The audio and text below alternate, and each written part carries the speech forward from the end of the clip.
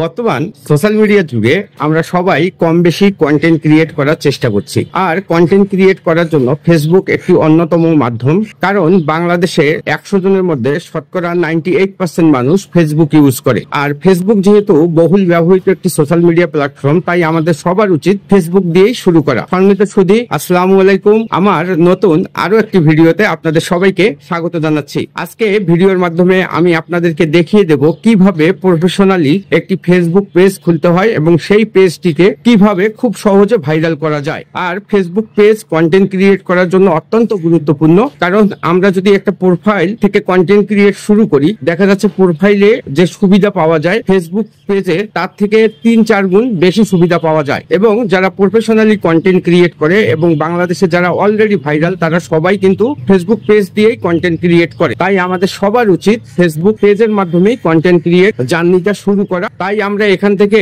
যেমন বেনিফিট অনেকগুলো পাবো, তেমনি ফেসবুক পেজে অনেক সুবিধা অথবা ফিচার্স পাওয়া যায়, যেটা আমরা অনেকেই জানি আবার অনেকেই জানি না। তাই যারা নতুন কন্টেন্ট ক্রিয়েট করার কথা শুরু করছেন, তারা অবশ্যই ফেসবুক পেজের মাধ্যমে শুরু করবেন। এবং একটি ফেসবুক পেজ কিভাবে প্রফেশনালি খুলতে হয় এই ভিডিওর মাধ্যমে আমি তা দেখিয়ে দিব। আমরা অনেকেই ফেসবুক পেজ খুলতে পারি, কিন্তু প্রফেশনালি ফেসবুক পেজ আমরা অনেকেই খুলতে পারি না। দ্যাটস ওয়াই আমরা অনেক ভালো কন্টেন্ট ক্রিয়েট করার পরও দেখা যায় আমাদের কন্টেন্ট গুলো ভাইরাল হয় না। কারণ ফেসবুক পেজ খোলার সময় দুটি অপশন কিন্তু ফেসবুক দেখায়। একটি হচ্ছে বিজনেস অপশন, অর্থাৎ আপনি বিজনেস কোনো প্রোডাক্ট সেল করার জন্য একটি পেজ খুলবেন অথবা কোনো সার্ভিস সেল করার জন্য একটি পেজ খুলবেন। আর একটা হচ্ছে আপনি সোশ্যাল মিডিয়ায় কন্টেন্ট ক্রিয়েট করবেন, সেটা কমেডি কন্টেন্ট হোক, ফানি কন্টেন্ট হোক, এডুকেশনাল কন্টেন্ট হোক অথবা নাটক সিনেমা হোক, যেটাই হোক। তো এই ব্যাপারগুলোই আজকে আমার এই ভিডিওর মাধ্যমে আপনাদের সামনে তুলে ধরবো। আশা করি এই ভিডিওটি দেখলে আপনি খুব সহজেই একটি প্রফেশনাল ফেসবুক পেজ খুলতে পারবেন এবং সেটাতে কন্টেন্ট ক্রিয়েট করে খুব দ্রুত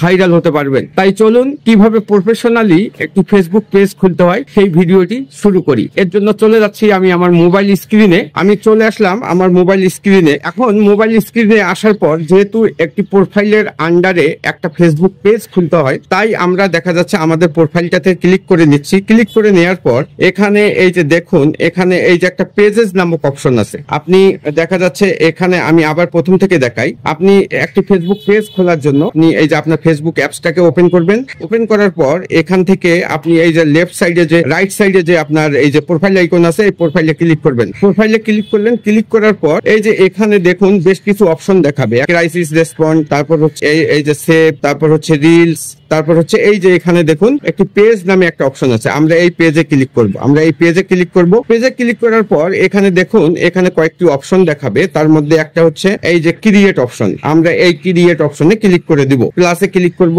এই অর্থাৎ ক্রিয়েট যে অপশনটা আছে এই ক্রিয়েট অপশনে আমরা ক্লিক করব। ক্লিক করে আমরা একটা নতুন পেজ ওপেন করব। তো আমরা এই ক্রিয়েটে ক্লিক করলাম। ক্রিয়েটে ক্লিক করার পর এখানে দেখুন এখানে লেখা আছে যে গেট স্টার্টেড। আমরা এই গেট স্টার্টেডে ক্লিক করে দেব। গেট স্টার্টে ক্লিক করার পর এখানে what's the name of your page, এখানে ফেসবুক বলতেছে যে what's the name of your page. আপনি আপনার পেজের নাম যেটা দেবেন সেটা আগেই সিলেক্ট করে রাখবেন এবং নামটা আপনি এই যে এখানে নামটা আপনি এখানে ইনপুট করবেন। এই যে নামটা আপনি পেজ নেমের জায়গায় ইনপুট করবেন, এখানে ইনপুট করবেন। তো এখানে আমি একটা রিঅ্যাকশন পেজ করব, অর্থাৎ আমার মিসেসের নামে একটা রিঅ্যাকশন পেজ করব। আমি নামটা আগেই সিলেক্ট করে রেখেছি আপনার এর জন্য। এই যে মনীষ 365 প্রতিদিনই সে ভিডিও ক্রিয়েট করবে, তাই আমি মনীষ রিঅ্যাকশন 365 নামে আমি একটা পেজ খুললাম। এখানে আমরা এই যে এই জায়গাটায় আমরা একটা নেক্সট দিয়ে দিব। পেজ নাম লেখার পর আমরা এখানে নেক্সট দিয়ে দিচ্ছি এবং নেক্সট দেওয়ার পর এখানে দেখুন প্রথম দিকে কিন্তু এখানে যে এই যে পেজের ক্যাটাগরি দিবে, পেজের ক্যাটাগরি কিন্তু এখানে 3টে সাজেস্ট করতেছে, health and beauty, grocery store, musical brand. তো আমরা এটা দেব না, আমরা এখানে প্রথমে দিব ডিজিটাল ক্রিয়েটর। আমরা এই জায়গায় লিখবো ডিজিটাল ক্রিয়েটর। এই যে ডিজিটাল ক্রিয়েটর আসছে, এই ডিজিটাল ক্রিয়েটরটা দেখা যাচ্ছে পেজ ক্রিয়েট হওয়ার পর এটাকে যদি আপনি ভিডিও নিয়ে কাজ করেন তাহলে এই জায়গায় আপনি ভিডিও ক্রিয়েটর দেবেন। কারণ এখন কিন্তু ভিডিও ক্রিয়েটর নিবে না, এটা পেজ ক্রিয়েট হওয়ার পর আবার এই ডিজিটাল ক্রিয়েটরটাকে চেঞ্জ করে ভিডিও ক্রিয়েটর দেওয়া যাবে। আমাদের ডিজিটাল ক্রিয়েটর সিলেক্ট করে দিছি, দিয়ে এখানে এই যে ক্রিয়েট দেবো। আমরা এই যে ক্রিয়েটে নাম দিচ্ছি, আমরা এখানে এই যে ক্রিয়েটে ক্লিক করে দিলাম। এই যে এখানেই কিন্তু মেইন ফ্যাক্টরটা কাজ করে। ক্রিয়েট দেওয়ার পর দেখুন এখানে কিন্তু দুইটা অপশন এখানে শো করতেছে। এটা হচ্ছে প্রথম অপশনটা হচ্ছে promote your products or service based of companies, non-profits and other organization। অর্থাৎ আপনি যদি পেজটা দেখা যাচ্ছে কোনো অনলাইন শপ, হেলথ কেয়ার অথবা বিউটি অথবা দেখা যাচ্ছে কোনো প্রোডাক্ট, কোনো এডুকেশনাল সার্ভিস, এই নিয়ে যদি আপনি করেন, সেক্ষেত্রে আপনার পেজের ক্যাটাগরিটা হবে প্রমোট ইউর প্রোডাক্টস সার্ভিসেস। কিন্তু আমরা যদি কন্টেন্ট ক্রিয়েশনের জন্য খুলি, তাহলে কিন্তু আমাদের দেখা যাচ্ছে আমাদের এই যে ক্রিয়েট,